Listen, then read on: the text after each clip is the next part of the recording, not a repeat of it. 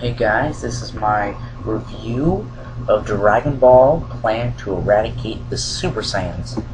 Alright, well I just saw this movie like about 5 seconds ago, and these are my thoughts on it. I'm going to give it an actual score and everything.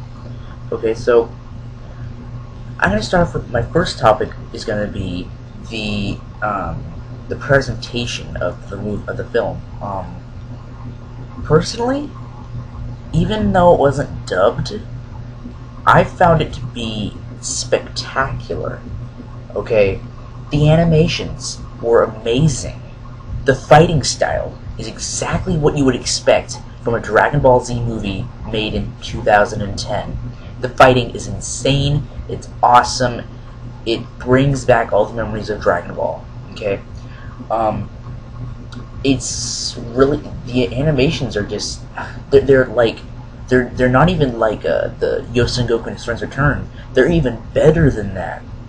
And you know, because that thing was made in 2008, that was 2 years ago, the animation's gotten a lot better, surprisingly.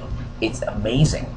Okay, but time to go to the downs now. I mean, there's not many downs in this thing, but okay, for some reason all the beams in this entire movie are blue.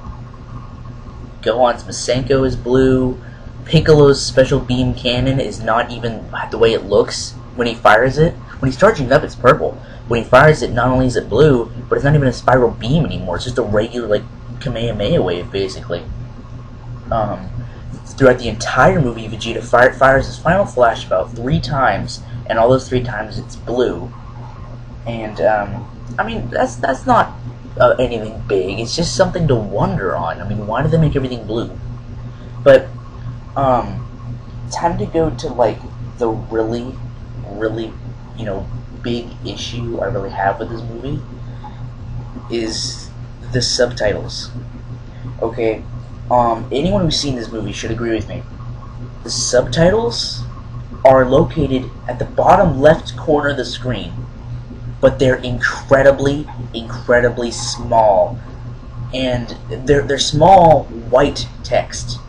Over 70% of the objects in the game, I mean in the movie, have some sort of mixture of white in them, or like, you know, white, black and stuff.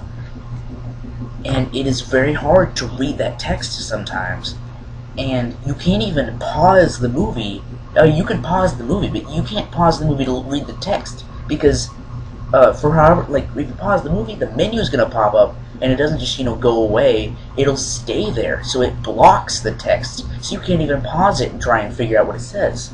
So you just have to go along with it, you know. You have to miss a couple sentences, which you know, it's not bad. With that, I mean, if you were to just go on, you know, watching this thing raw with absolutely no subtitles at all, this movie would still be spectacular. Okay, but the subtitles are just too small. They should be, you know, medium-sized white text, not in the bottom right, not in the bottom left corner, but across the entire bottom side of the screen. I'm sure they probably did it on, you know, the bottom left small, you know, so, you know, you could, you know, look at all the fantastic drawings and stuff.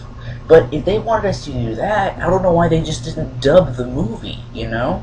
That way we wouldn't have to be reading any text at all, you know, having to struggle to read smaller text. You know, if they dubbed it, I think the experience of this movie would have been much better. But the Japanese dub, I'm not a fan of it, but it isn't bad in this movie. In the show, it's terrible, but in this movie, trust me, it's amazing. But I give this movie an 8 out of 10. Okay, I would give this thing about a 9 out of 10, but there's one thing keeping it from being a 9 out of 10, and that thing is a lot of this movie seems incomplete. It skips scenes. Okay, like you'll see it fade out for like a long time, and then it'll fade back in, and then like when they defeated Frieza, Lord Slug, Turles, and Cooler, when they defeated them, Goku was talking to King Kai, and King Kai said that there, like like in the first one, there were other different things that they had to go beat. But he also said you needed to go find Dr. Raichi, or the person who was doing it, and stop him. Well, it faded out right there, and then just faded in with them going to a planet and saying, "Oh, look over there! That must be his hideout." And then it fades back out again. And then Dr. Raichi's over there, doing with all his little orbs and stuff. And all of a sudden, they just pop up there. It's just like, okay, number one, how did they find it? Number two, what about all the other things that they had to destroy? And it just doesn't seem complete. It just doesn't seem like a complete movie to me. And I'll bet you I know why. It's because they made it only 30 minutes long. All the Dragon Ball Z movies so far have been at least 50 minutes. Like 51 minutes, 52 minutes, something like that. This one was only 30. They cut out too much stuff from the first film. They cut out a lot.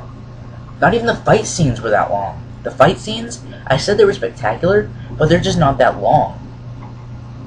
But they're simply amazing, though.